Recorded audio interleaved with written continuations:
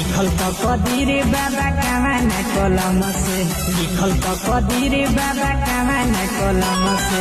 धोखा खाते आवतानी जन्म जन्म से, धोखा खाते आवतानी जन्म जन्म से। कहूँ मिलवलो ना हमारा सनम से, कहूँ मिलवलो ना हमारा सनम से। धोखा खाते आवतानी जन्म जन्म से, धोखा खाते